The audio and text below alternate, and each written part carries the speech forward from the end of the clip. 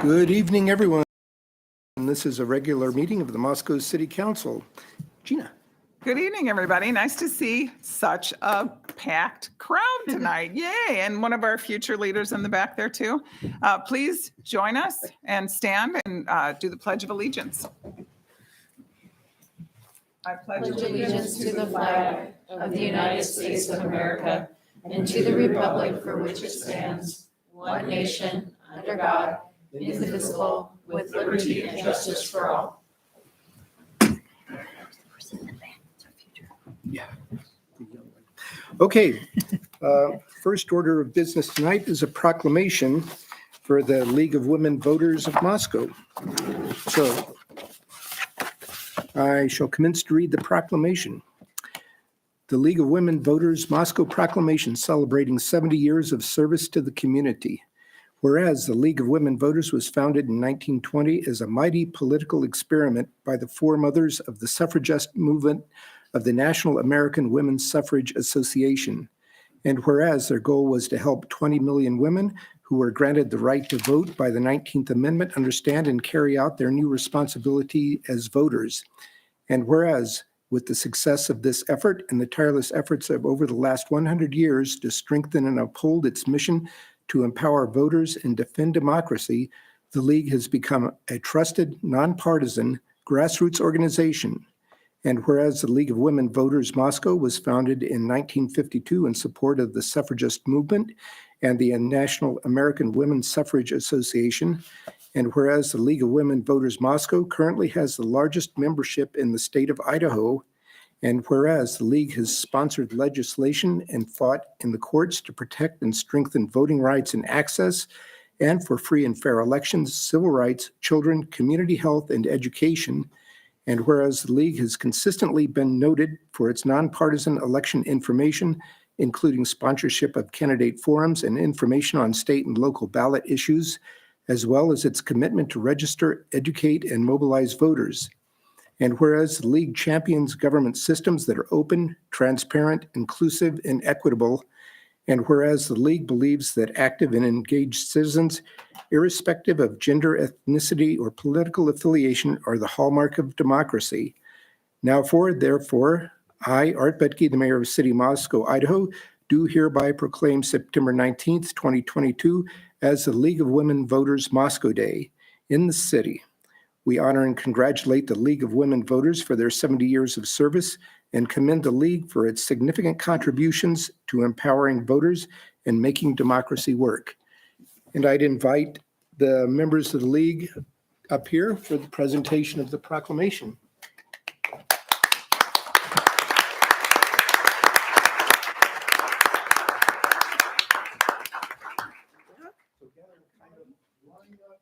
I guess we're done. Here a couple of people.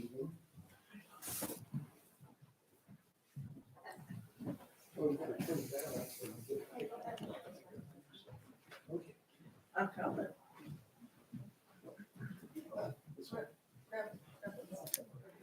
I like the suffragette ribbons too, the sashes. I'm just making sure I don't photo Okay. them. All right. Oh, yeah, perfect. All right. Smile.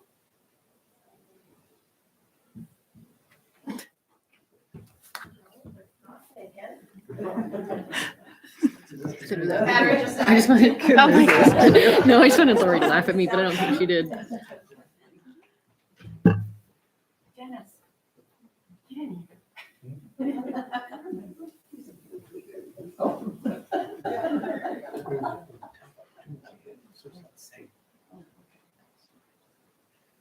right. 1, 2, 3. And this, everyone get, congratulations. Yay. You can be as brief as you want. All right.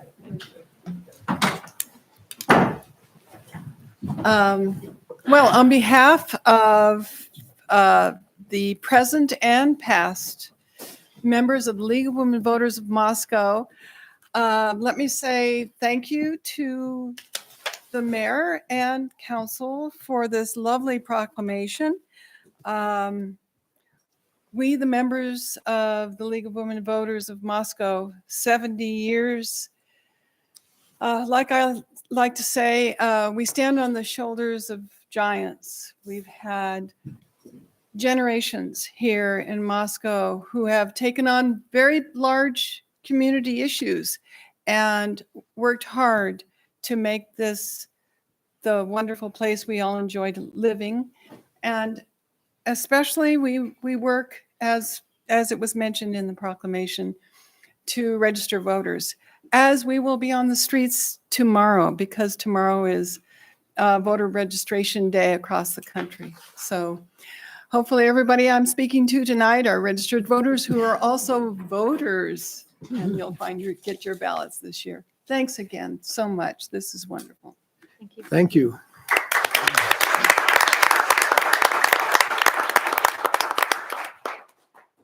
And I would add that it's vital that not only get registered, but get informed, and then, for heaven's sakes, get out and vote, because none of the stuff beforehand counts unless you actually get out and vote.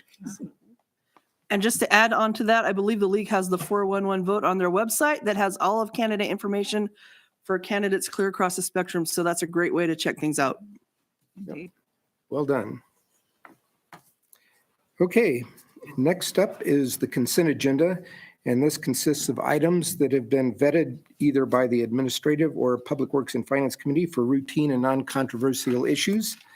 And any item on the consent agenda list can be pulled by any member of the council for further discussion and consideration. Gina? Your Honor, I move we approve the consent agenda. Second. Maureen seconds. Okay. Haley? Aye. Gina? Aye. Maureen? Aye. Julia? Aye. Sandra? Aye. Okay, consent agenda is passed.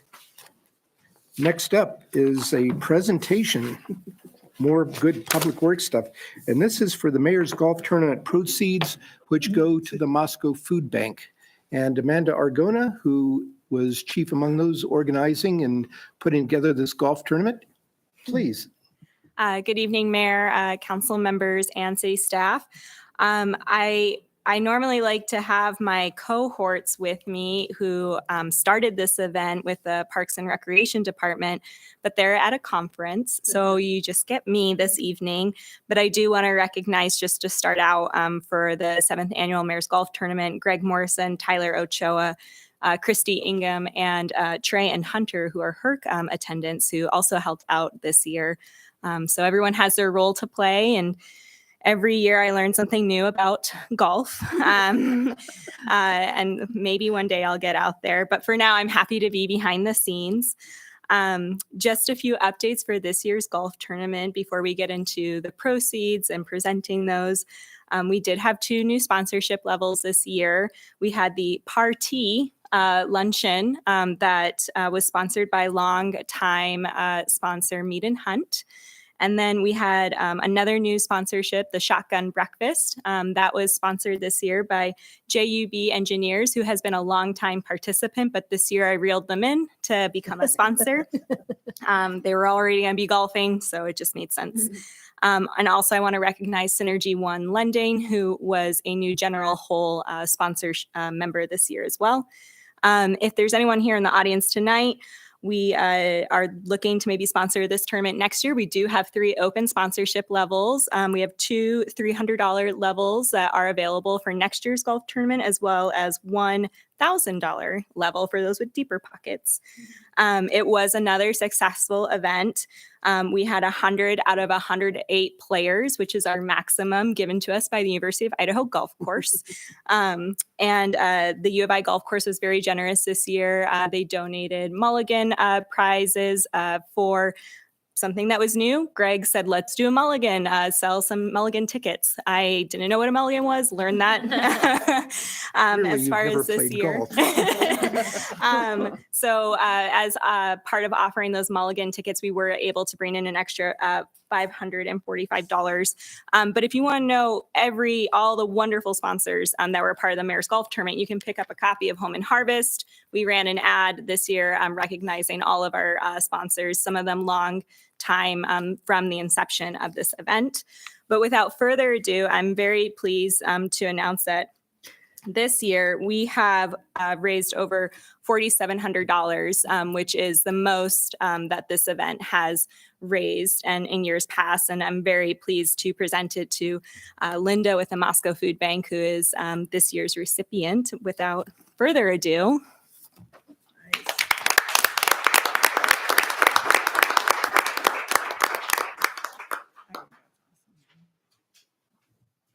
When's the mini golf tournament gonna happen? Because I don't. Like, give me something like I'll be tennis. your golf caddy.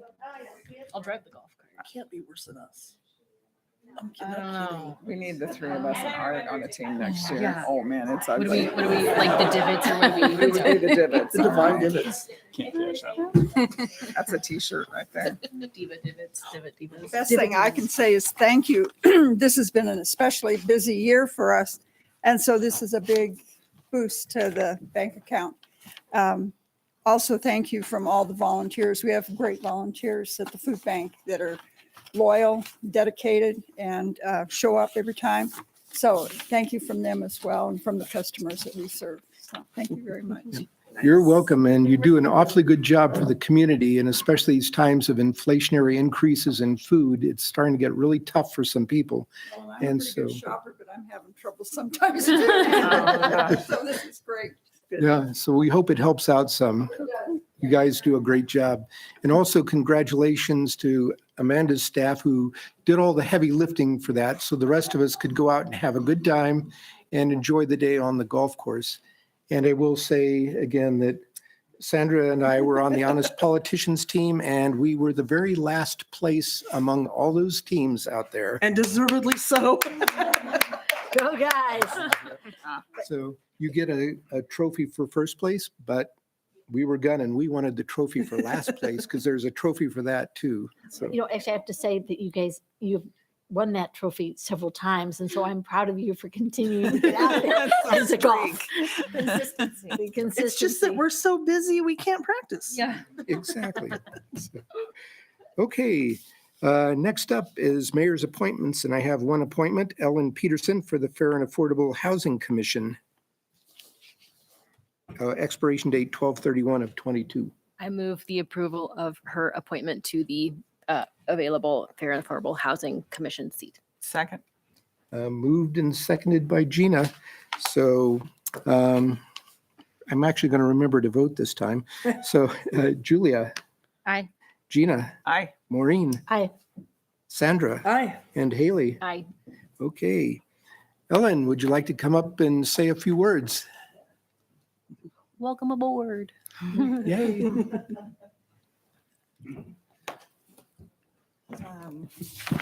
Just very briefly, thank you for the opportunity to serve. I am new back to the Moscow area, returning from a 3-year adventure in Moscow in my early 20s in the 90s. So I am here now to stay. And the one thing I will share is that the first thing we heard when we came to town in February and put an offer on a house was, oh my gosh, you can't afford to live here. So, and then we heard it again and again and again and again. So here I am. I want to make this an affordable place to live. And I know it was back in the 90s, but that's been a long time ago.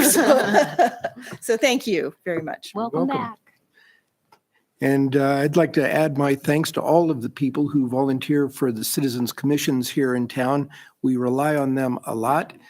Several of the commissions still have a vacancy or two out there. So jump on the website, go to government, and you see a list of the city commissions. And inside of each one, you'll see how many positions may or may not be vacant for each one. So if you want to volunteer, see how the city works, do some good, please sign up. We're happy to have you.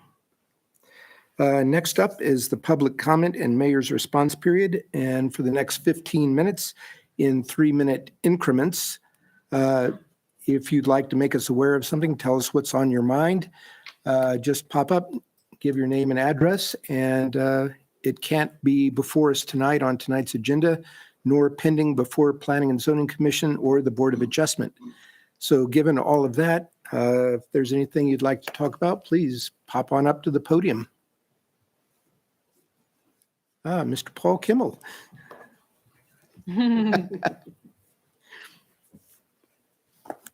Mayor, council members, good evening. Paul Kimmel, 1037 4 Mile Road, Viola. I'm here on behalf of the Blue Space and Water Summit, Inc. And first of all, we want to thank you for your continued support for our annual summit. This year, we are October 18th at the Schweitzer Event Center. Doors open at 4:30 through 8 o'clock. We've got I've provided some draft programs to Lori over there, so you can get a copy of those. It's a great agenda. We'll again talk about the state of the basin.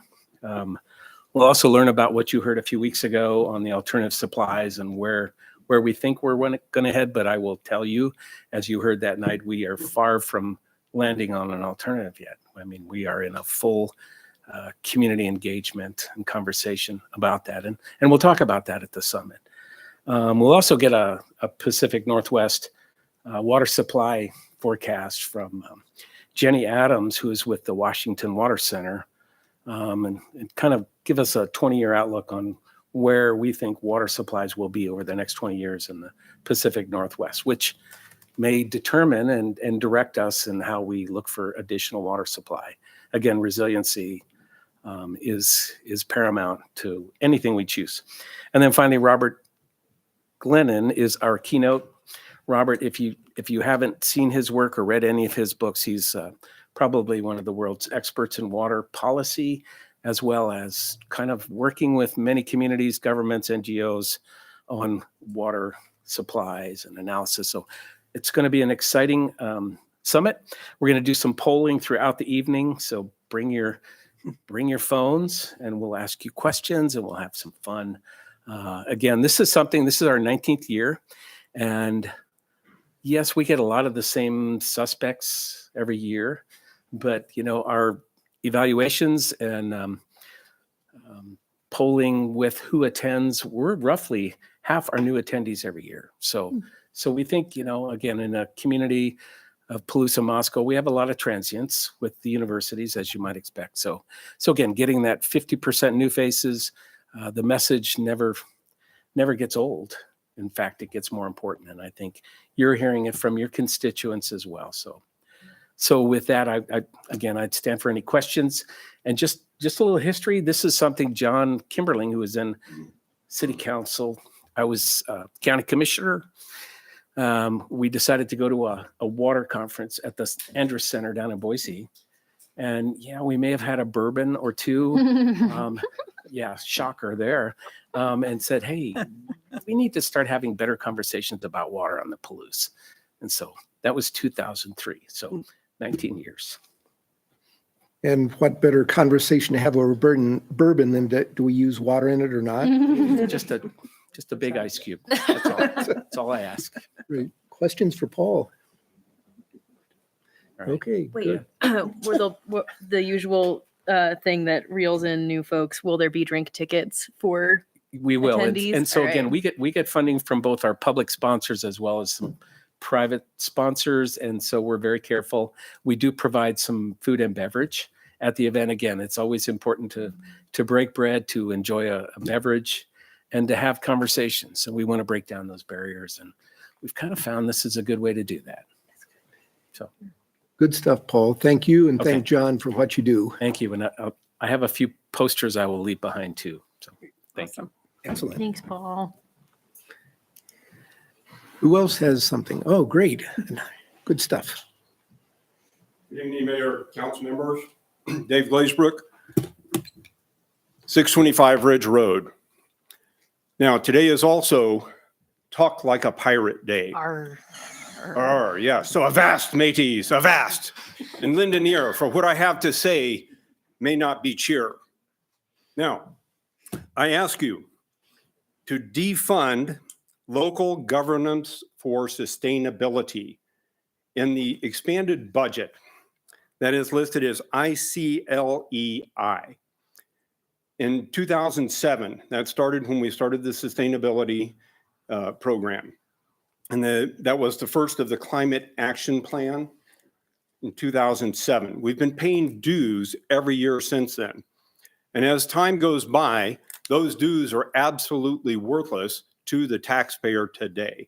So we have 15 years with no tangible benefit to the taxpayer from paying dues. If you read their website, almost everything is free. If you go to other websites, everything they say is free. Their program is based on faulty analysis of the weather patterns and how to extend sustainability into the future. Now, our climate action plan, our current draft climate action plan that has your all's names on it, is also faulty. And it is faulty in that it conflicts with other areas that the city's working on. And we don't need to keep paying and paying and paying to force the taxpayer to have not just 3, but 3+1 increases every year. If you notice up here for the mission statement, ensuring responsible use of resources. And that's what I'm here to say. This year's budget for fiscal year 23 is chock full of fat. And so I ask you all to instruct the Director of Finance to not pay the local governments for sustainability. Do you all have any questions?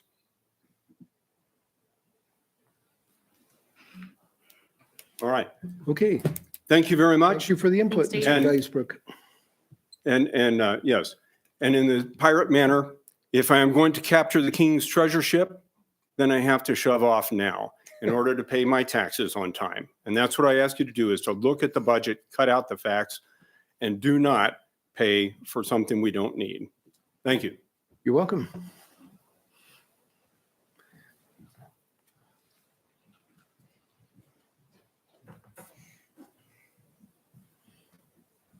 My name is Caden Bledsoe. I live at 1448 Ridgeview Road. I am a resident of Moscow. I am coming here today to speak as a member of the Climate Justice League, a youth climate advocacy group who we are hosting a climate walkout later this month, highlighting local climate issues and solutions. This year emphasis will be the City of Moscow's Climate Action Plan, CAP, and how the city has historically combated climate change. Other topics will include individual sustainability tips, what crises are impacting Idaho as a result of climate change, increased forest fires, droughts, and threatened salmon populations. Some speakers include Senator David Nelson, the city's very own Kelly Cooper, high school students, and more. We would love to invite the council and residents of Latah County to attend this event on Wednesday, September 28th from 11:30 to 1 p.m. at East City Park. For more information, follow at CJL_Moscow on Instagram. Thank you. So, good. And also I'd add on to that, the council here will be hearing the climate action plan for potential approval on the 3rd of October. So round up the troops if they'd like to be here for that too. We'll be planning on that. Good. Thank you. Thank you. Thanks, Caden.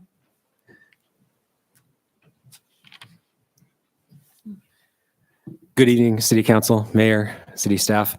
My name is Colin Mannix. I'm with the Kenworthy Performing Arts Center. I live at 920 West C Street in Moscow.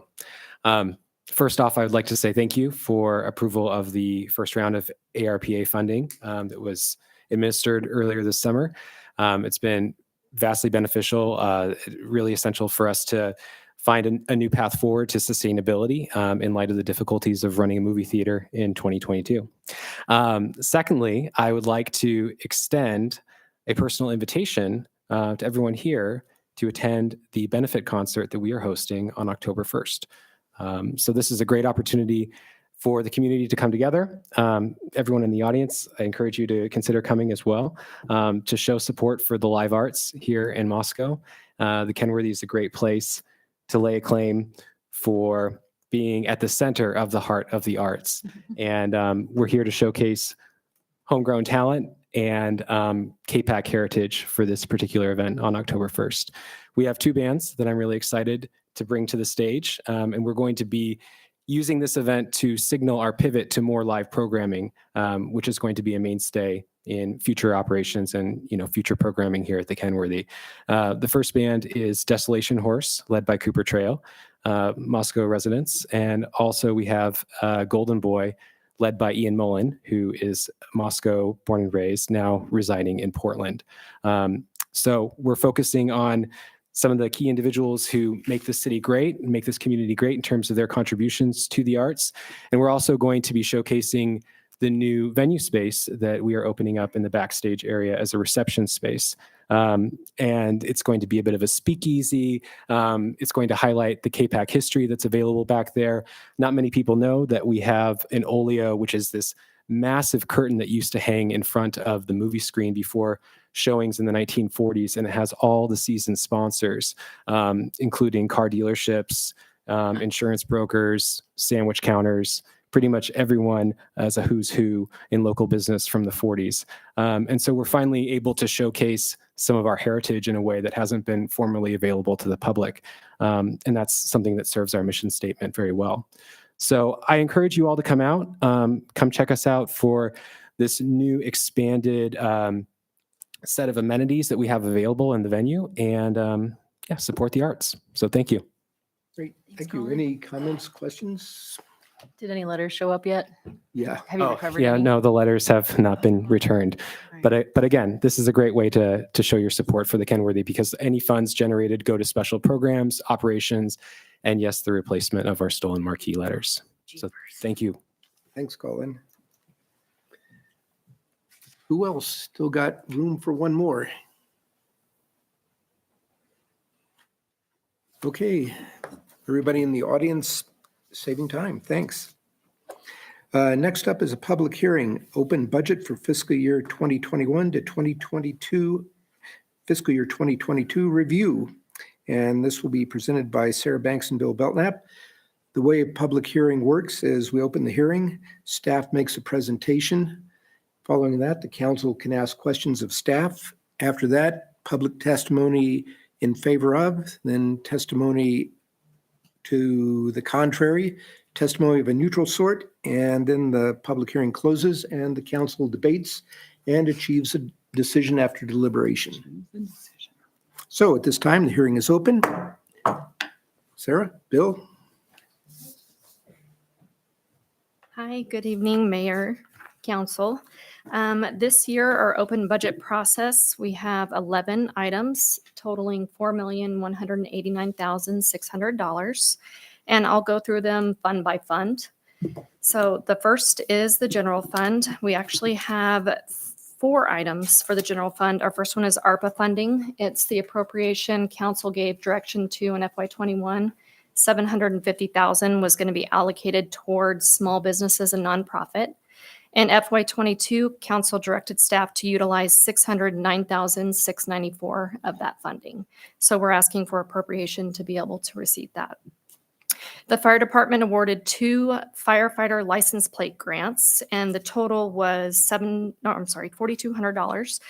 $1,700 was used to purchase fire prevention materials targeted at elementary age children. These materials were dispersed during the Lee Newbill Safety Fair, the City of Moscow's Kids Summer Camp, and National Night Out. $2,500 was utilized to purchase 28-foot-long Lifetime brand folding tables to be utilized in the training facility by firefighters and command staff. The Moscow Police Department received a $3,000 Shop with a Cop grant, and I believe this is actually something that's awarded annually. And the police department goes to Walmart. There's children that are able to shop with the police officers, receive a gift. After they receive the gift, the Walmart staff helps them wrap their present before they head home. For the street fund in FY 2021, due to COVID holdbacks, there was actually unanticipated, unappropriated fund balance that was remaining. It was in the amount of $694,244.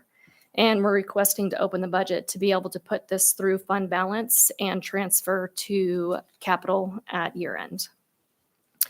And there's 2 legislative acts that happened in 22 for the street fund as well.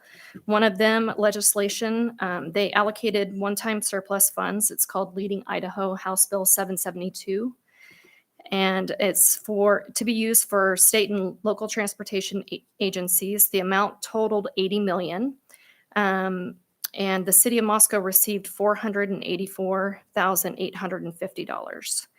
The second was H Bill 362, this was new funding that was created. It allocated 4.5% of the state sales tax to transportation. City of Moscow received $165,106 of these funds. We're requesting that both of these also be moved and transferred from the streets fund to streets capital at year end. And recreation and culture, the Parks Department received an Idaho Physical Activity Program grant, and that amounted to $65,000. And this program is through the Idaho Department of Health and Welfare, and it provides funding for 6,500, right? Not 65,000. Did I say 65? I would take 65,000 if we had it, but yeah, okay. Thank you for that. Yeah. Yeah, 6,500. And it provides funding for the city to support age-friendly improvement to the city parks. That's awesome. And for capital, the city sold the old Moscow police station, and in the sale, we received $972,006. And these funds are actually already appropriated in the FY23 budget for future capital projects. And in capital as well, the city of Moscow received in FY21 a children's pedestrian safety grant in the amount of $250,000. And this was for the Mountain View Corridor project. And this project provides increased safety and reduces vehicular congestion near the middle school at the intersections of D Street in Mountain View and B Street in Cleveland.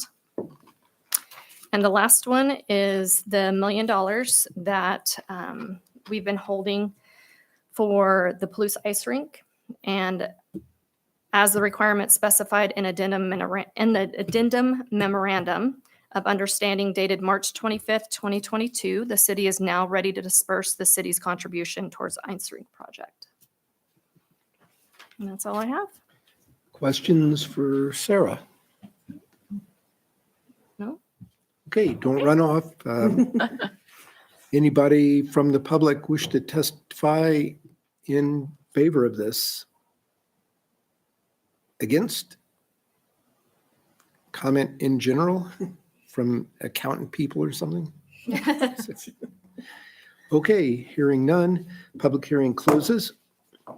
Council. This is where you deliberate and achieve the conclusion. It looks, Oh, that's right. I think it looks great. Yeah, me too.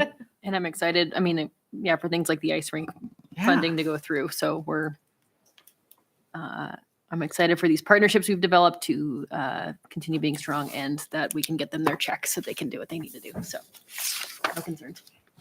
Yes, but we have to have a motion. I move that we approve the open budget ordinance under suspension of the rules requiring 3 complete and separate readings and that it be read by title and published by summary. Second. Motion by Julia, second by Maureen. Okay, Sandra, Aye. Haley, Aye. Julia, Aye. Gina, Aye. Maureen. Aye. Okay, that passes. And the number is? 13. Ordinance number 2022-13. An ordinance of the City of Moscow, Idaho, a municipal corporation of the state of Idaho, amending ordinance number 2021-10, the annual appropriation ordinance for the fiscal year beginning October 1st, 2021 and ending September 30th, 2022, to appropriate monies in the sum of $4,189,600, providing for this ordinance to be in full force and effect from and after its passage, approval, and publication according to law. So there's that. Next up, proposed daycare code amendments, second reading. Bill. Thank you, Your Honor. So to provide a little bit of background on this topic, reaching back to 2019, the city was approached by several parties expressing concerns about accessibility to daycare facilities or daycare services within the community. So both daycare providers and parents concerned about not having adequate capacity for daycare to serve the needs of the community. Initially, we started off with both a review of our land use regulations, because that was potentially one area of concern related to parking, loading spaces, where they're allowed in different zoning districts.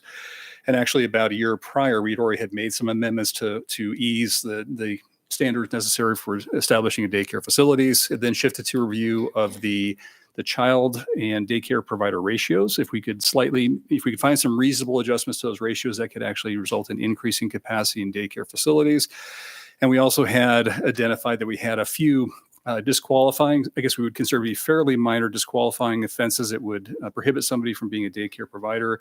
Those tended to be the kind of minor in possession, minor in consumption, or open container violations that didn't necessarily represent direct risk or harm to the children. So potentially we could look at those disqualifications, because we were already more stringent than the state with those. Included daycare providers. We also had representatives from the welfare to talk through the issue. That was kind of put on hold through most of 2020 due to the COVID pandemic and a lot of lack of ability to have meetings to continue that work. Picked it back up in 2021, and we had both daycare providers and parents were invited in July of 21. That again kind of continued to percolate, made some modifications. So we held a second one in May of 2022 to review the changes that had been made to solicit input from the public. A draft ordinance was prepared that was presented to the council at the July 18th meeting of this year. That did include a number of revisions to the existing daycare regulations. One, while we were looking at those ratios and some of the other modifications, we also went through and standardized a number of definitions and terms so that they would be more consistent with the state code. That included the modification of the family daycare definition. I'll kind of come back to that, but that's where it increased the number of children from 5 to 7 to be an unlicensed daycare facility. It also included modifications to those disqualifying offenses, as I mentioned previously. And we previously had a very exhaustive list of the offenses. We now are just making more direct over those. So as state statutes may be modified, the cases and some of the particular crimes, underneath state regulations, you'd have to be charged and you'd have to be found guilty of that crime. In some sections of our code, you have to, even if you admit that you did the crime, even if you are not convicted, that would disqualify you. And those show up in police records that we would have access to in doing background checks. We also have a few other offenses like indecent exposure that we would disqualify an individual at the state code. We also, in the prior daycare regulations or current daycare regulations, we do not have a minimum age for a daycare worker. So we were inserting one. And we selected the age of 14. That's, again, a daycare worker that has to be under the direct supervision of an adult that would be 18 years or older. So they couldn't provide independent care. They'd have to be under that direct supervision on the 18th. We also inserted religious other vaccination objections or objection exemption capabilities. Again, that's modeling the state's language, number of hours required per year for a daycare provider to do training in their work. And then we had finally the modifications to child staff ratios. We were still more restrictive than the state, but we did modify those ratios slightly. What's that? Modified them up. Correct. Yeah, we increased the number of children per provider in most ages slightly. At the July 18th meeting, City Council did express concern, which seemed to be centered around 3 particular elements. The first of which was increasing the family daycare facility definition from 5 to 7 children. The second was the proposed 14-year-old minimum age for daycare providers. The IDAPA regulations that we don't operate under have a minimum age of 16. So the city does have the ability to allow it to be lower, but that seemed to be a point of concern to the council on the 18th, as well as the, especially the modifications to the child staff ratio from essentially 1 to 3, one provider for 3 infants to 1 provider for 4 infants. And there was concern related to that change as well. Council also asked staff to consult with early child development specialists regarding those child staff ratios to ensure that we were following best practices. We did meet with representatives of the Idaho Stars group to review the proposed amendments. Certainly there's a desire for us to regulate at the highest level to provide the highest quality of service. But the ratios we have far exceed state and pretty much all of our surrounding jurisdictions, even in the draft that was proposed. Overall, at that meeting, they felt that those standards were acceptable as presented in the draft. So the proposed ordinance before you this evening has a few modifications that have been made in response to the council's concerns. from that draft on the 18th. The first includes that the family daycare facility definition remains at the old threshold of 5 children.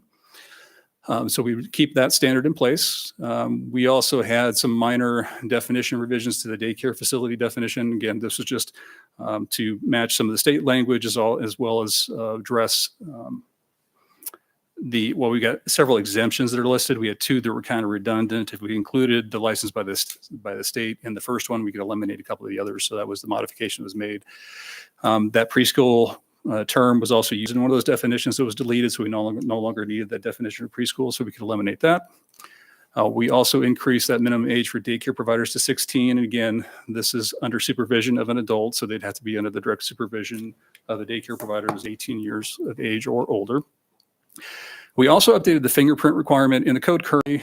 It states that they have to be new fingerprints have to be collected once every 5 years. By practice, we've been doing it every 2 years. So we just modified the ordinance to reflect our current and past practice. And then we also increased the points for infants from 3 to 4 for the age groups from 0 to 1. That retains that 3 infants to 1 daycare provider ratio that we previously had in the code. So those are the bulk of the changes in response to the council's concerns and deliberations on the 18th. Ordinance is now before you here for second reading. So staff's recommendation is the council approve the ordinance under second reading under suspension of the rules requiring 3 complete and separate reading, or a 3rd complete and separate reading, and read by title and published by summary. With that, I'm probably happy to try to answer any questions the council might have.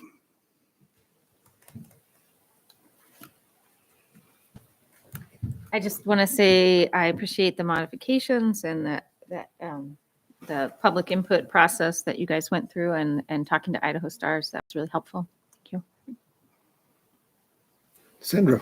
And just to tag on to that, I know that we didn't make this easy, and I'm grateful for all the work that went into it. There were some serious concerns that we had, and not being the specialist in that area, and folks really, I thought, worked hard to answer all of our questions. Not just you, Bill, when you were great, but really all those that worked on it who aren't here tonight. And so it's a hard subject. It's one of those I don't think will ever be perfect, but I'm feeling much better about what we have before us. And so thanks to all that worked on that.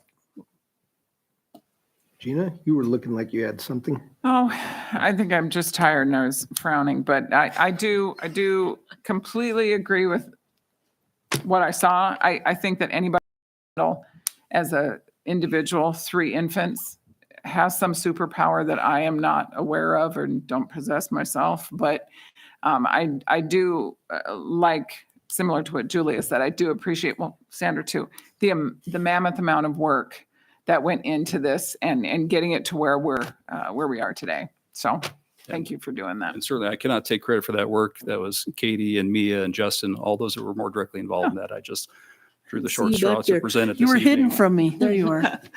And I do agree. The state standards for ratios are 6 infants to 1 provider. Oh, good So God. we are half of the state standards.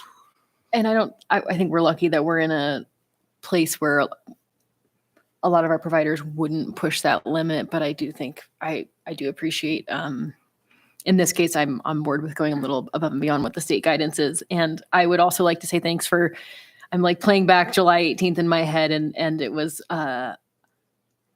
for it to come down to just one slide of like the easy tweaks and changes after all that discussion. Like, thank you so much for taking our input into consideration. I would also offer for the public, if something continues to not work or get in the way, like please let us know if we are doing something that exceeds state standards and you'd like to see a change, let us know. But I am on board with proposed changes. I have to say, this is one of the issues that I probably struggled with more than many of the other ones that we've addressed a lot. And I appreciate all the work that went into it. And, if I had my druthers, we would have even a lower ratio. But the answer is, I think it's a matter of choice. And if someone can find and afford to have, a lower ratio and have someone in the house, more power to you. And if they can't, these are standards that I can live with. I also put in my little wish list that says that I sure wish that we, like some other states, provided more funding to help subsidize low-income parents who use daycare. And I wish that we could get more block grant money to do that. But with having said that, I'm in support of it. I have one last question, if that's okay. Okay, go to Julia and then I did talk to some people about this, and I understand there's still a real delay in getting caregiver licensing done. It's still like 6 to 8 weeks or longer. Maybe Katie could answer that question. I don't have direct knowledge on the licensure process. Council, Mayor, to answer your question about getting your licenses back, we are still at the mercy of health and welfare, getting them back to us in a timely manner. ISP also is a holdup in getting those back to us. They are usually pretty quick, but it's still, we're reliant on them as well. And then it's time for us to do our background checks, and we get them back as quickly as possible. Ultimately, though, it also comes down to the providers getting us their CPR and their training hours back within that 30-day period.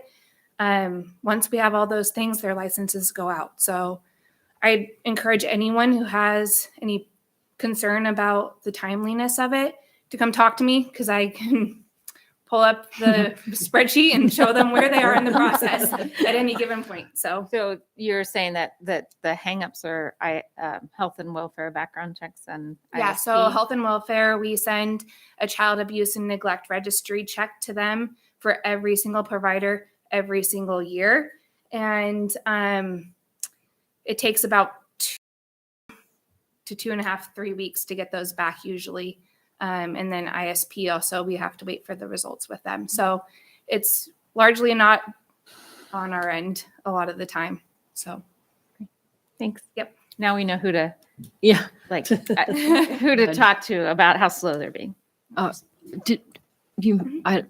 Do we know why ferret is on the list? I'm still so hung up on this. You have to have every dog, cat, and ferret over 4 months of age with vaccination records for rabies. It cracks me up that ferrets are called out. Did we ever? Not All right. get an answer on that. Dying to know. Maybe they're Dying to more know. rabid than They other- must be. Thank you for hearing me. There was a story there. There's got to be. Must be. Sandra. I think I'll make a motion on that note. Are you okay with that, Maureen? Did you have something else you wanted to add first? I wanted to see if anybody in the audience wanted to talk about it myself. Well, we can ask. Sure, come on up. I just wanted,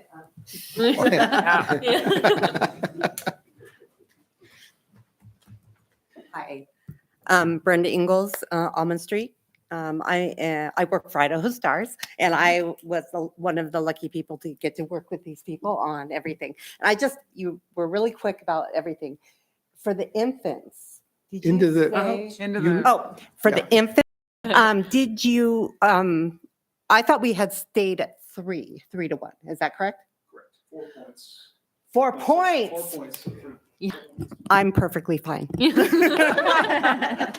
Thank you. Thanks, Brenda.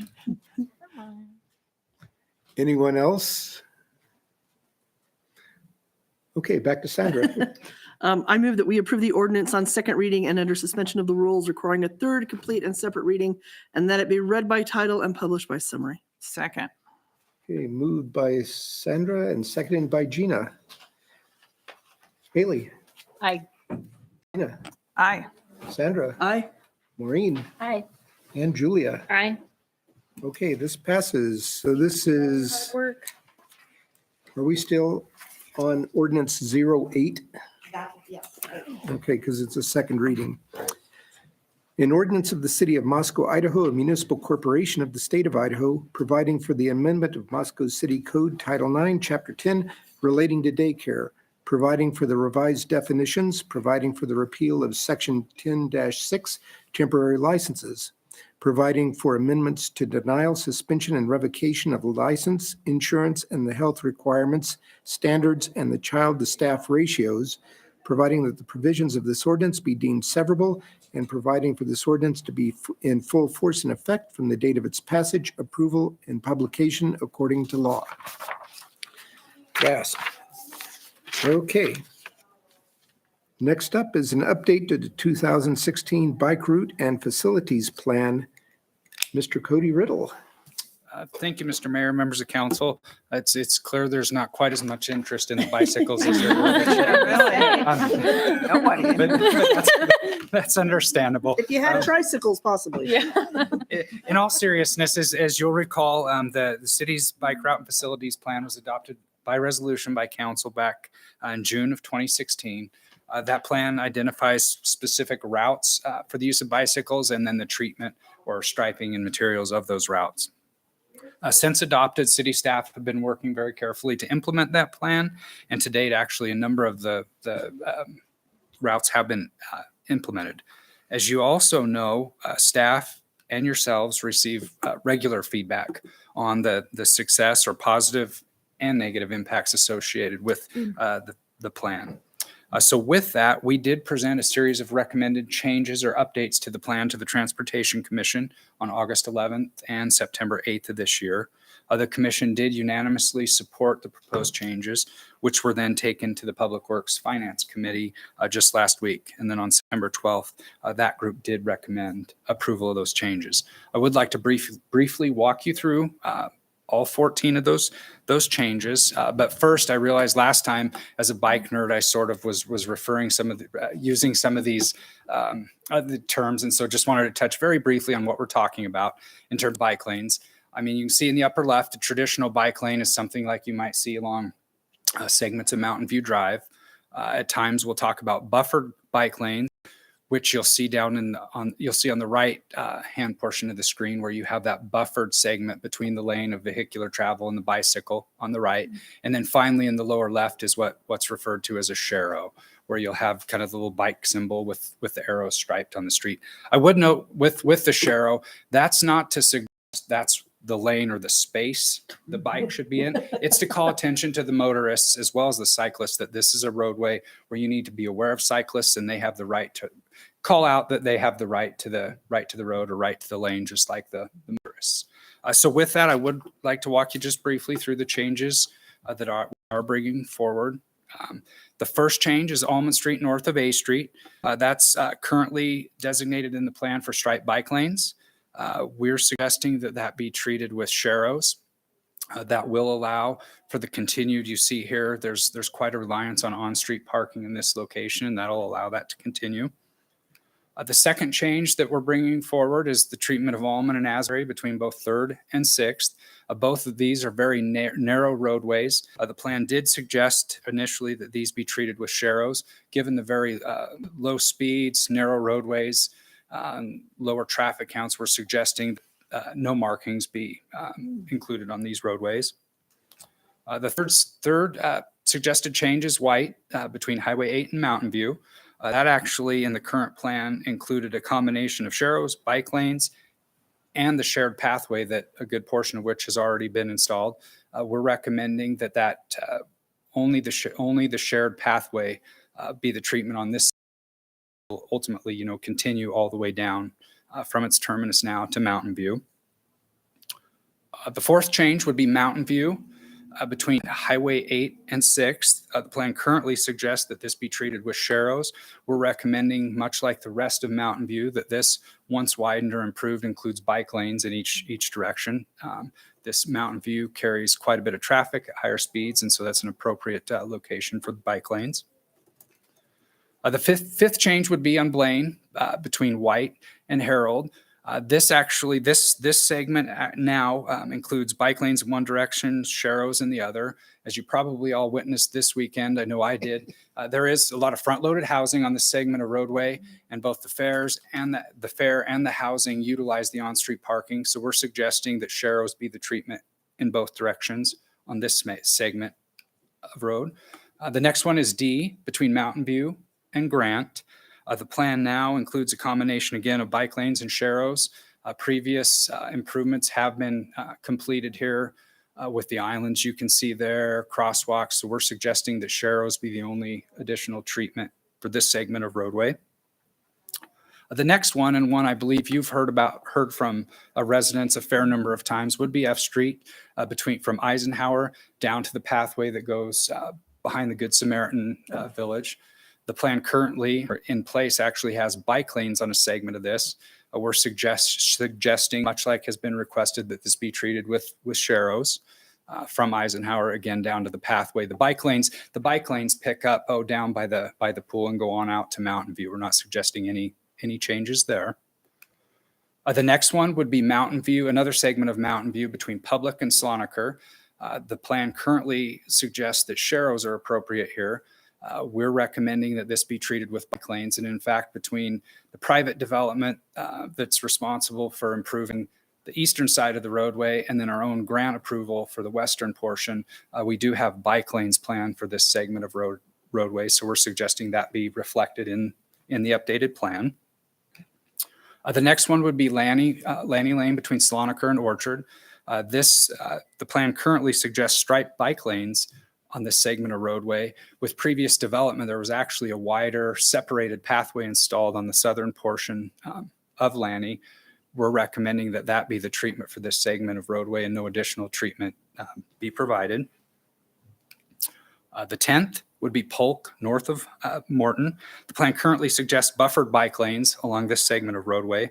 We're recommending a combination actually of sharrows and then reduced speeds. It's hard to see on the screen, but this segment of road it's currently 30 miles an hour. As it continues to develop with the front-loaded housing, on-street parking, we're suggesting that the sharrows are a more appropriate treatment here with the reduced speed.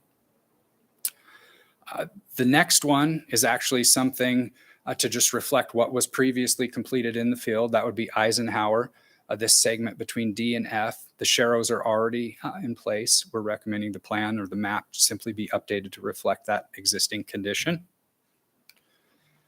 12 would be 3rd between Blaine and then down to Mountain View. Our recommendation is simply to extend the sharrows on that segment of roadway. 13 is another situation where we're simply asking that the plan be updated to reflect current conditions. You have a little bit of everything here. You have the bike lane on Jefferson heading north, and then 3rd you can see in the upper left, and then you actually have sharrows for the other segment between 4th and 5th. So we're simply recommending the plan be updated to reflect the existing conditions. And then the final change, this was suggested by the folks at our streets department. You currently have in place bike lanes in both directions.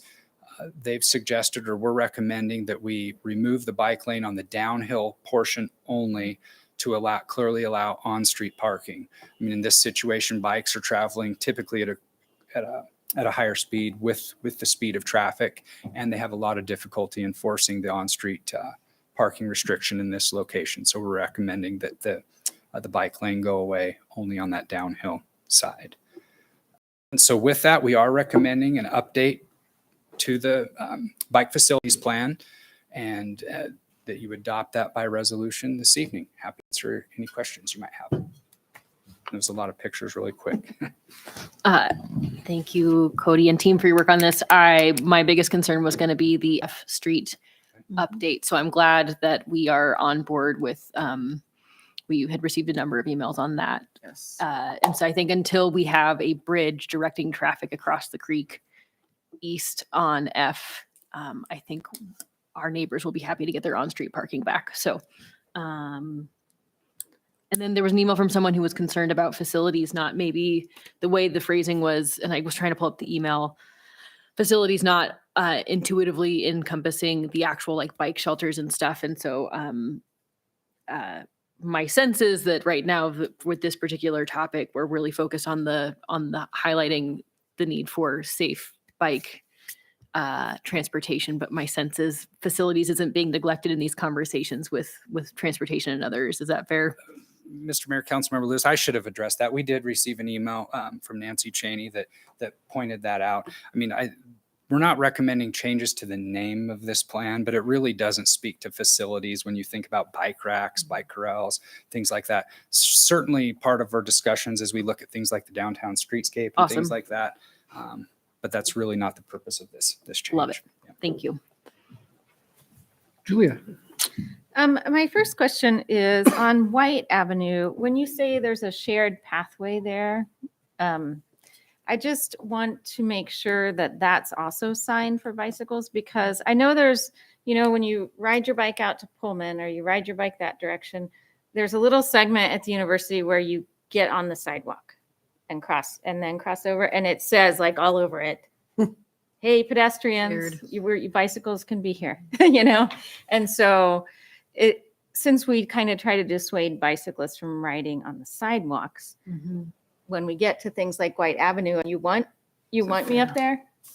So that makes me feel like I'm doing the wrong thing. And their dogs So there. I just feel like we just have to make sure that it says something there that alerts everybody that both pedestrians and bicyclists are supposed to be using this. For that stretch. Yeah, this weird sidewalk thing right there. Because it's not like a sidewalk. It's kind of like a street. It's like, I don't know. I just ride my bike a lot. So like these little things make a difference in terms of confusion and being polite and doing, the right thing. So will there be signage on that? Mr. Mayor, Councilmember Parker, we hadn't contemplated that, but that's certainly something we could work with our folks in the, in streets to consider signage at, a few locations along there, because you're right. You approach from the ramps like you would typically from a sidewalk. And then while it's striped to suggest, two-way traffic like a bike lane, it is, especially if you're not familiar with it, it could be a bit confusing. So we could certainly look at that. I don't want Sandra yelling at me for being on the sidewalk. Running over her dog. Right. Anyway, so there's that. And then I would love to see more communication and outreach about what a shero is. Because you and I would know what they are, but a lot of people are like, hey, that's an interesting thing on the street. I believe she's talking about me on that one. Well, no. I mean, I think a lot of people don't know why those are up there. Yeah. So it'd be good to see more communication about that. I also might like to suggest that when people have a 2-car garage, a full driveway, and parking on either side of their street, they maybe don't need parking in front of their street. I would just like to have a community, let's clean out our garages or something, so people can put their garages or their cars in their garage. And then they don't have to take up so much on-street parking. They're going to call it the Julia Parker Memorial. Yeah. Clean up the garage day. Could you put up Ashbury again for me, please? This one? Yeah. And repeat what we're going to do. We're going to get rid of the. So this segment was suggested that we have sheros on both roadways. These are very, very narrow. I believe it's Almond that's already a narrow one way. Asbury is one direction, parking limited on one side, very low speeds, low traffic. So we're suggesting that's enough to calm traffic and that it's comfortable for cyclists and no treatment. I mean, because it was interesting to me on why you picked one street versus the multitude of streets that are down there. And I thought, well, just let's be consistent with all of them.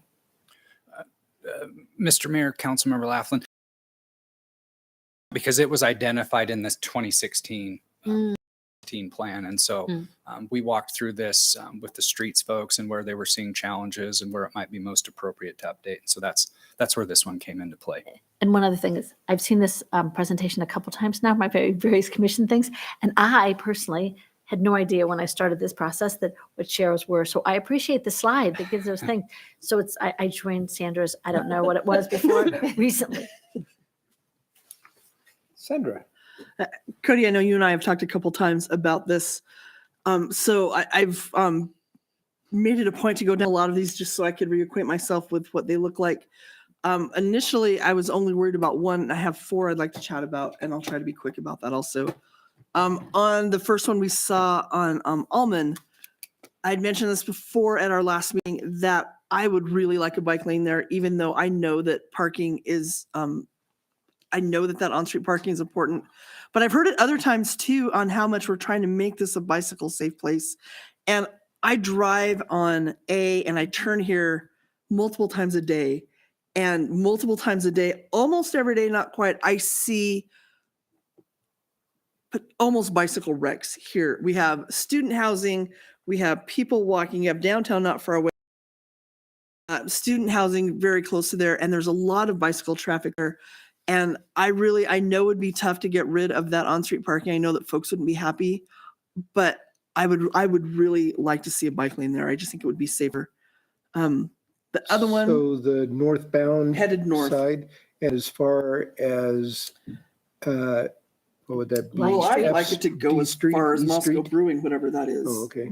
I'd like it to So- go all the way down past the trailer park, because that's another issue is when you get past it, whatever the turn is on Rosars, and you head toward those trailer parks, it narrows a little bit, and there are a lot of people on the road there on bikes. Isn't there a parking lot as part of some of the development from that company? Yeah, Across the street. So across the street, but isn't there also fence gonna go away? once the St. John's goes away, isn't that additional parking? Maybe it's a matter of timing. I would agree that it would be nice to extend the bicycle facility that direction, but I think it's probably better timing wise to wait till that other parking lot occurs, right? That was part of it. I'm not dreaming that up, right, Bill? The initial site plan did have a parking lot south of the new building that was constructed on Yes. the property. They shifted that to develop the parking lot to the east. Across the And so what's been developed around the building itself, as well as the parking lot to the east, now satisfies their parking requirement for that particular building. So I don't know what their current plan is for the remainder of the property. That was my memory too. Haven't they said? But I would say regardless, I think it should be bicycles safety first and walking and parking second on the street, just from what I've observed. The other one, just to add one quick thing to what Julia was talking about on Mountain View, that path with that little sidewalk road path, man, it scares the heck out of me. It scares me to walk on it because I'm going to get hit by a bike. I'm sure not going to bike on it because I'm going to run into somebody. I love that it's there. I love the idea of it, but The one by Spence Safeway. Hardware and Safeway. Yeah. Yeah, it on White. I have actually You're talking about white, Are you talking about versus White? Mountain View? Yes. She's talking Yeah, I about jumped White. ahead. Oh, yeah. Jump into white. I love the idea of it, but I think signage, I would agree, is really, really important. So, So people can be aware. It'd be Yeah. better to have a more separated thing, but at Right. least people can be aware that Right. there's. and then going to, I don't know what number it is, but the one on Polk where you talked about slowing down speeds, but I think only having sharrows. That's the one I'm as a bicyclist. I mean, I'm old and chubby and I don't bike a whole lot. I'm biking more than I used to, but this is the one street I was on quite a bit when I worked at PCEI.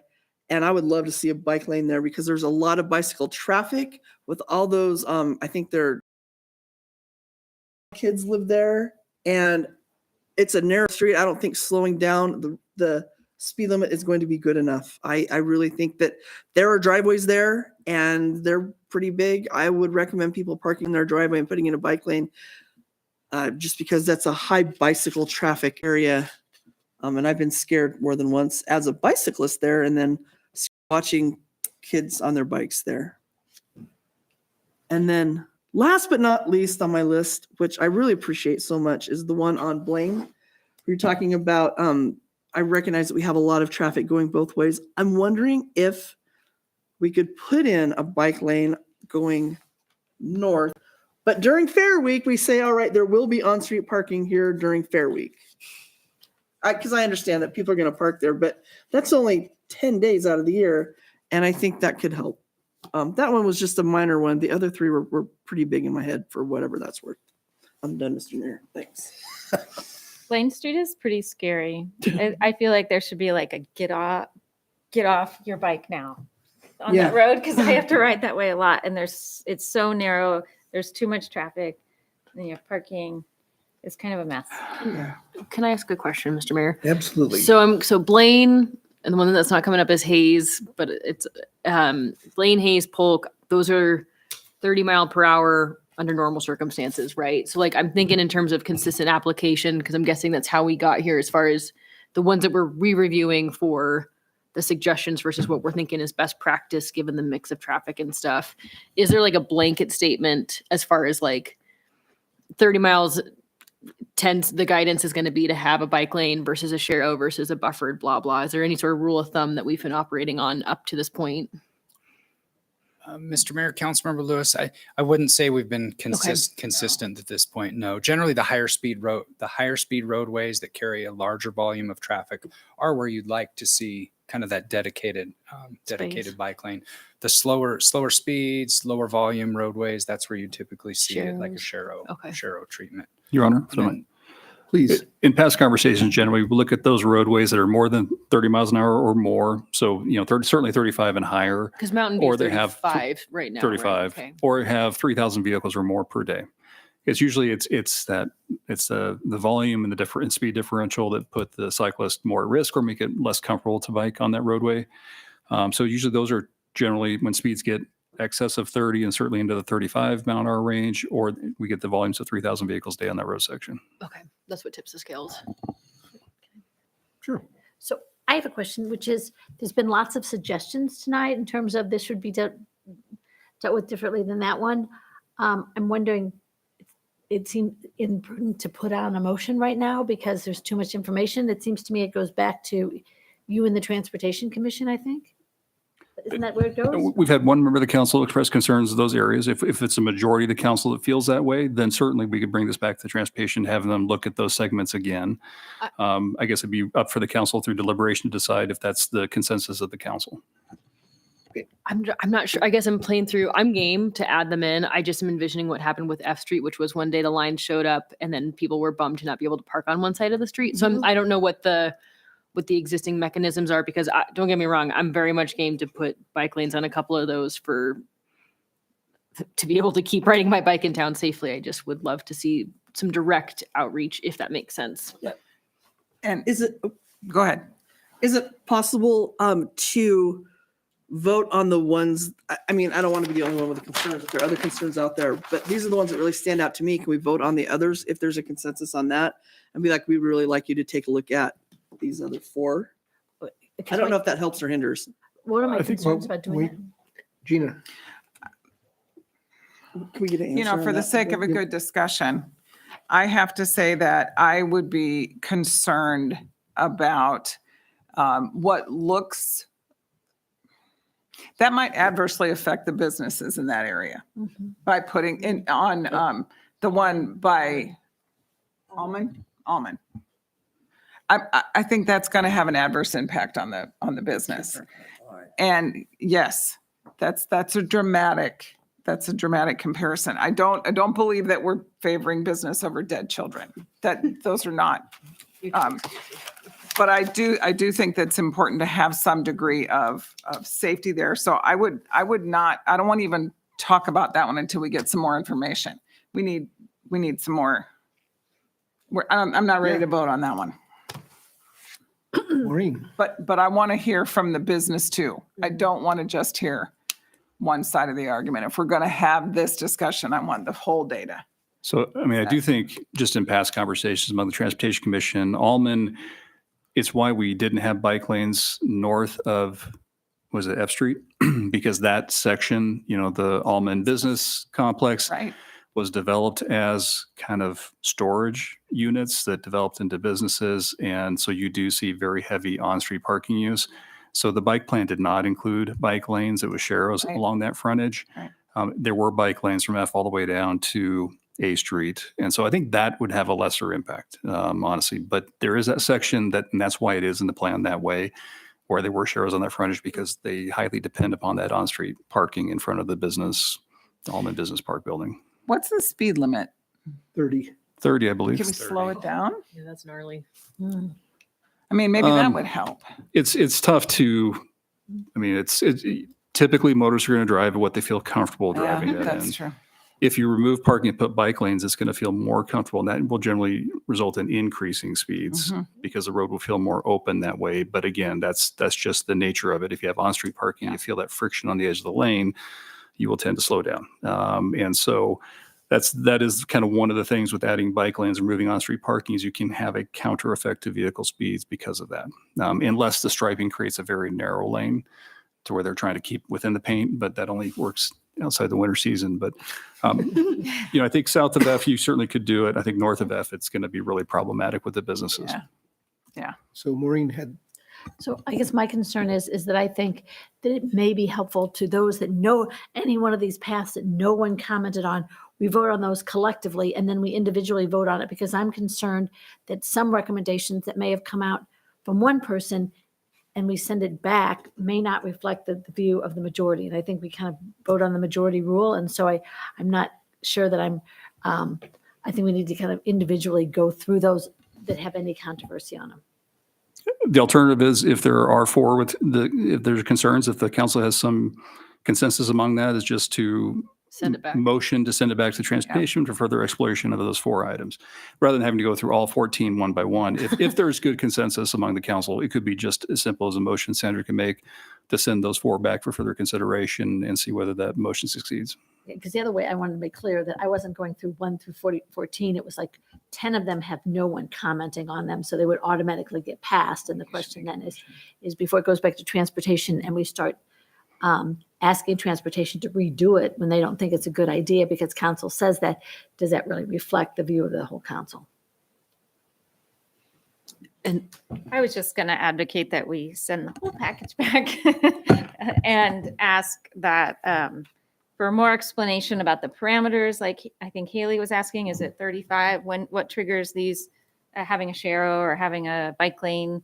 And so having more parameters for us to understand decision-making process, and then also having more information about outreach, education, and communication about the changes. Is that a motion? Yeah. Second. Could you rephrase succinctly?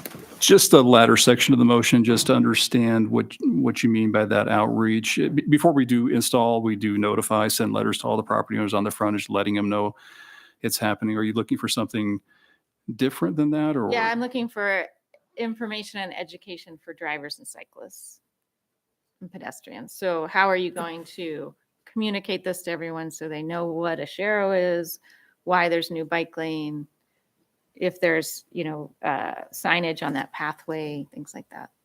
I just would like to see a little plan in there about how you're going to communicate that information. And I think we've got a webpage that has information about the different bike treatments. We've done social media and videos in the library that explain what a sharo is. We can certainly come up with and reinvigorate that effort again. Yeah, I think, people aren't probably seeking out the city website, but social media is probably helpful, and talking to the bike shop. This But seems I don't like need to two get in that weeds. separate issues. One is the treatments we're discussing here, and then the education and outreach would seem to be another issue outside of the scope of what's going on here. Oh, you think?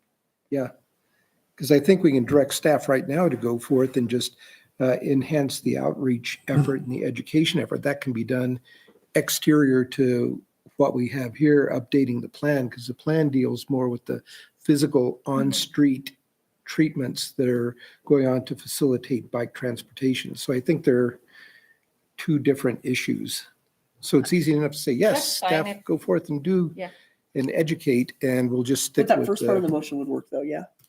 should. That we asked, yeah. For what it's worth, in the draft resolution, it does outline the transportation plan, presenting strategies and projects to address challenges and barriers to walking and biking. And I would argue that not knowing where you're supposed to walk or bike is contained.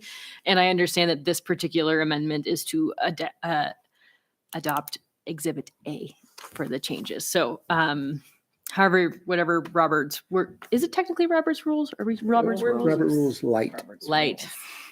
Can I ask Julie a question? Whatever that makes sense. Julie, do you want to rephrase the first part of that motion that you stumbled into it? Now. I move that we table this discussion and Do you mean plan. Do you really? You mean No, I don't remand it think- to transportation or table? No, I don't. No, really it'd be more remanding it back to the Transportation Commission. Yes. I move that we send it back to the Transportation Commission for clarification. Your Honor, it would be very, very helpful if there were specific areas of concern for them to analyze those in more detail. Regarding the Like thresholds and guidelines for the decision-making process for what gets different treatments. Okay. and perhaps with special emphasis on the 4 areas that seem to be most That may be problematic. exceptions to said guidance. I I think mean, we can probably, because I we can, can't have a multi-person motion probably. Fair but, enough. Fair enough. I'm trying to help. Uh, because just for clarification, I can tell you it's over 30 miles an hour, over 3,000 vehicles a day is where we're going to be promoting. So it's the city street standards. Once you get to a collector street or above, calls for bike lanes. F Street's technically classified as a collector, even though it doesn't really go beyond Eisenhower. That's how it ended up with having bike lanes upon it. Same thing with the section of landing lane through Peekaboo subdivision. It was shown as being a collector, so it had that treatment. So there are standards of, well, this roadway is designated a certain class of roadway. If it's a collector or above or minor arterial, then it's going to be assumed to have higher volumes and it's going to assume to have higher speeds. And so there was a thought process, I think, within engineering about getting those bike lanes marked today, so they didn't have to fight that fight tomorrow to take somebody's parking away in the future. So there's an element of some of those that F Street's a good example. Landy's a good example of why they ended up there, even though the speeds and volumes don't meet those thresholds today. And there was a fair amount of debate among the Transportation Commission of, do you wait till you meet that threshold before you install it, or do you do it now? Do you have people complaining about not being able to have the guests to the Super Bowl party parking on street for a bike lane that nobody's using today, but may be used 20 years from now, when you get to the speeds and volumes? So there's an element there of some of the ones that were discussed here. Eisenhower had bike lanes shown on it. Our Parks Department said there's no parking for Hortiman's Park. That's how we ended up. Sharrows and Eisenhower was to accommodate the Parks Department wanting to have on-street parking for the park. So there's a whole host of individual specific case by case beyond just the collector street. Then you get into which is related to our collector street, is just if it's a roadway, even if it wasn't a designated collector, but you're going to have that 3,000 vehicles or more than 30 miles an hour. That's generally when you start thinking about bike lanes. You're not going to get anything more specific from the Transportation Commission in remanding it to get those general criteria. That's going to be what they're going to share back to you.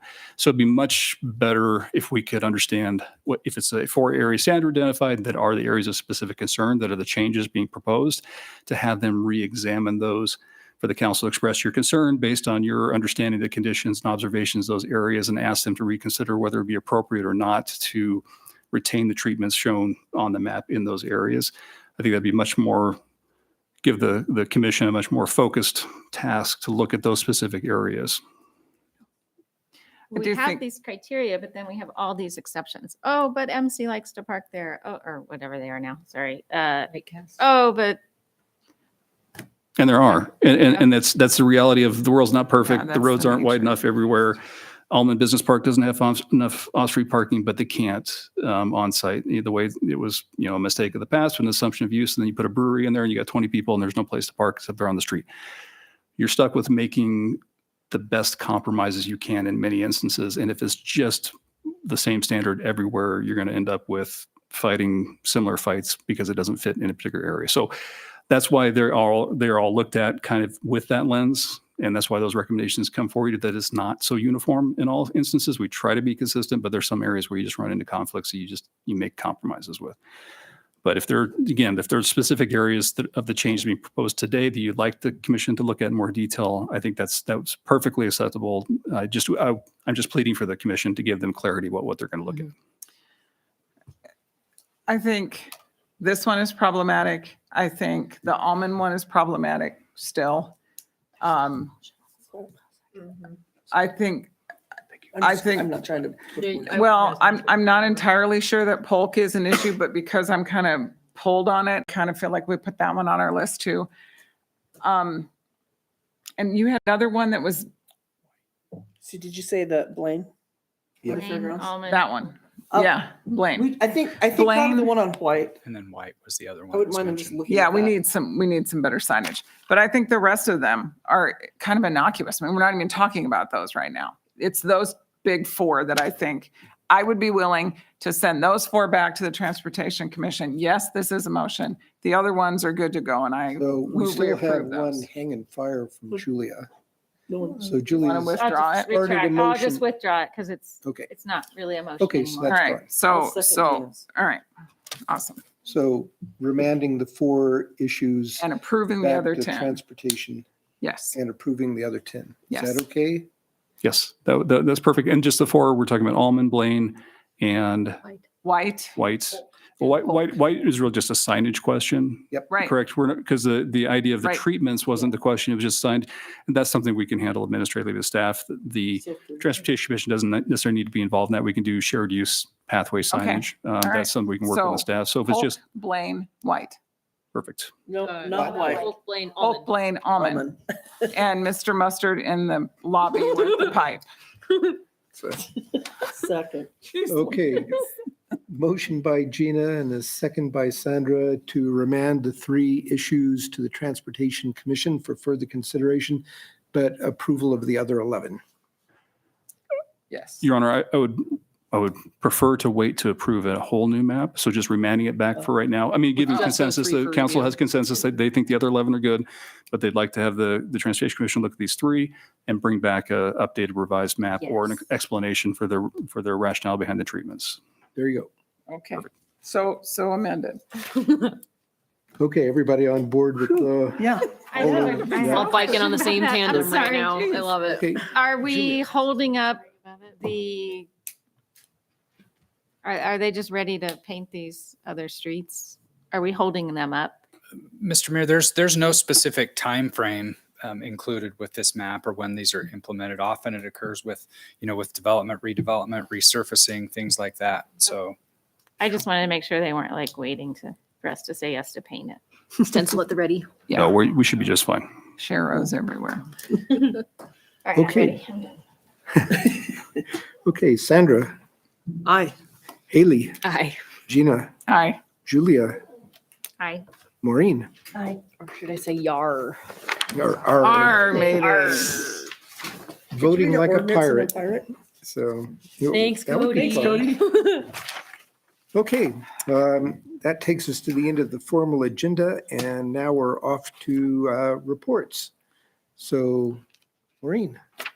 Well, Cody just stole my thunder. I was at the Transportation Commission, and I will say that we're probably not going to be happy to have all those things come back to them again. But we did discuss them, and they're now going to be discussed again. So I was at the September 8th meeting. The Arts Commission was canceled this week, and so it didn't happen our last week. So I don't have anything else to report. Sandra. Well, I'm pretty excited to report on Howling at the Hamilton because it was awesome, as a couple of my pals that were there with their dogs can attest to. It was, I know it's not a commission meeting, but it was at the city facilities, and the staff worked really hard. And I really do want to point out that it was a very smoky day, and there was a lot of concern that it wouldn't happen. And there was a lot of talk between the pool and the parks folks about what to do. Ended up cutting it short just a little bit, which I think was a great decision. It was really fun, and I really appreciate the staff that worked hard in not perfect conditions out there to provide not only a really nice fundraiser for the Humane Society, but also a really fun day for folks that have dogs and love dogs. And it was every bit as fun as I thought it would be. And it was really fun of taking pictures of city staff and their dogs. And I appreciate you letting me go on and on a little bit about how much I love dogs. That's all I have. Oh, no, you don't. You have something on, can we do the one on human rights? It's coming up. There's 2 things going on. Oh, it's still Human Rights Month. And there are things coming up, and I don't remember the dates. Sorry, I'm going Maureen. to put a plug in for the September 27th from 6 to 8. There's going to be a program on restorative justice. Judge Mark Ingram will be up here talking about, he's basically been the major spokesperson and the most active person in the state on juvenile justice, looking at reforms in the juvenile justice area, in particular around the area of restorative justice. And so it's going to be 8 o'clock on September 27th from 6 to 8. And there we go. Good job. Thanks. Julia. Oh, I get to go now? Yep. Another limerick, perhaps? I do. Tonight I have an interpretive dance. Deal. So ready. Yeah, it's nothing. I did nothing. No, my committee meeting got canceled, so I went to Public Works. Fair and affordable housing got canceled. I did go to wow. Public Works. I went to Howling on the Hamilton, which, as Sandra said, was more fun than Christmas. I don't know the last time I've laughed so hard. It was a blast. Everybody should go if you have a dog or not. That's all I got. Gina? I'm not sure how my dogs would do at howling at Hamilton. would love it. I think somebody be howling. This last 2-week period was all things water. And like we saw tonight, there've been 19 of them, and I've been to a fair number of them myself. And what I heard over and over and over from their keynote speakers is the fact that it is not one municipality or another. It's oftentimes a regional collaboration that makes efforts to conserve and efforts to be aware successful. And so I want to highlight the fact that we are in an amazing place, and we are in an amazing partnership right now with the city of Pullman and Whitman County. That right now at the PBAC committee meeting, Tyler Palmer used just about as many words as I am right now to say that he's working on a plan with the city of Pullman as far as conservation and a regional approach to things. And this is how we will succeed.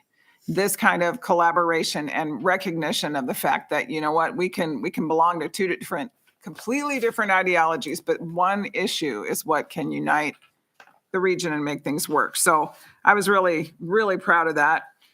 Leadership Roundtable, November 2nd. Am I getting that right? Yes. So that's a big thing coming up. They also, like Paul said tonight, Water Summit. This is a big dog speaker this time. This is a very big dog speaker. And I think this is one of those moments that if you can spare a few hours, good food, interesting topics, something that we all need to be aware of, this speaker will be able to really do a lot. We also kicked off the communications subcommittee of the Palouse Basin Aquifer.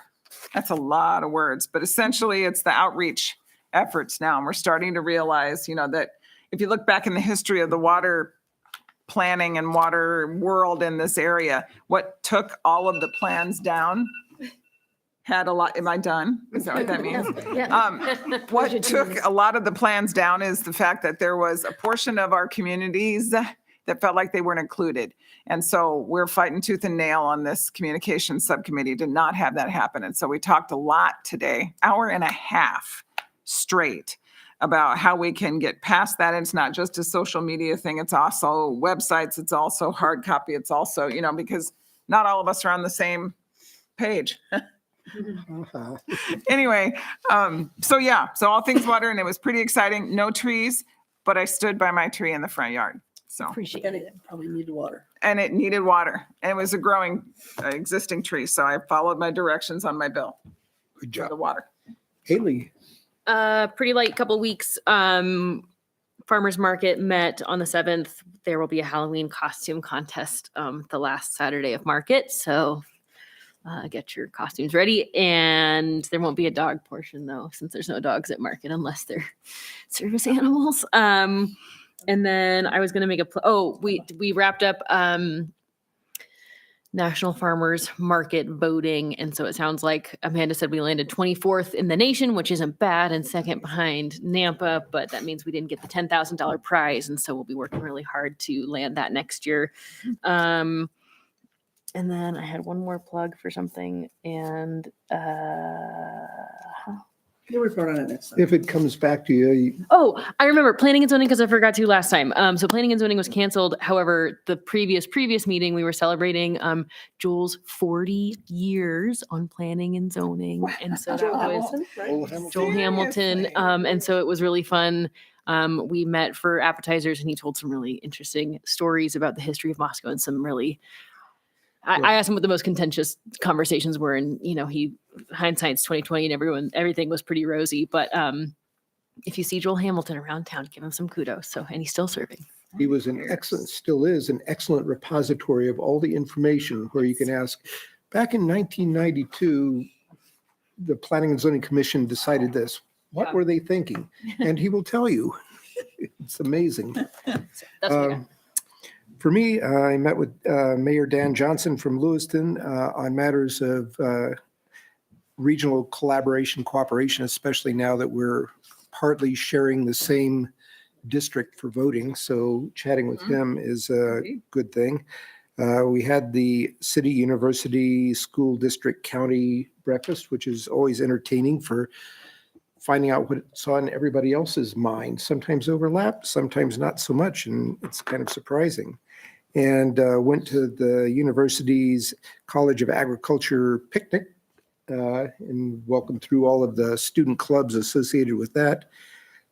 Small Business Administration had a round table the other week where discussed funding opportunities, grant opportunities, and I must say the Small Business Administration at both the federal and state level is fractured into 10 million tiny little bits that would be much easier to deal with if they could just shove them all into one big heap, because they are very nichified, very siloed, and it makes it difficult to really parse how best to advance a small business. It's tough going. Stepping Stones met in preparation for awarding various grants to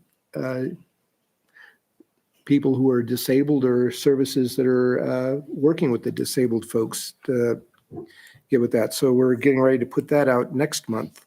And also attended the Hiroshima lecture over at the university, the Idaho Asian Studies program. And they brought over probably one of the last surviving Hiroshima victims who was actually there on that day. She was 8 years old, which makes her 85 now.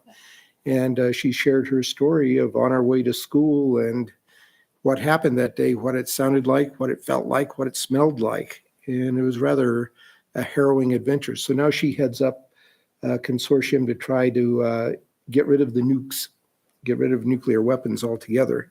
Very interesting lady, very nice, very charming. And also attended the LTAC meeting in the morning, which was a great thing. They're the folks that sponsor a lot of the construction projects that go on in town. For example, the roundabout out there, the safety projects that occurred on 6th and 3rd Streets, upcoming projects elsewhere in town, the Mountain View projects and things like that. So they're one of our main sources of acquiring funding for projects that we can't otherwise carry out.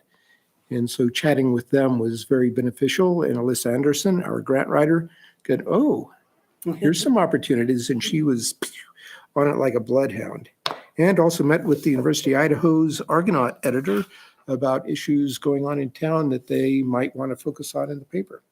Interesting week. Whew. We all So- thought we didn't have anything going on, and you made up for it. Yeah. So staff, anything good over there? Nothing this evening. Oh, you guys are terse. I mean, lots of good things, but no reports this evening. Okay. Okay, we're at the end of the docket. Is there a motion to adjourn? Yes. Yes. Acclamation? Acclamation. Yes. Okay, acclamation. We are adjourned. Thank you, everyone.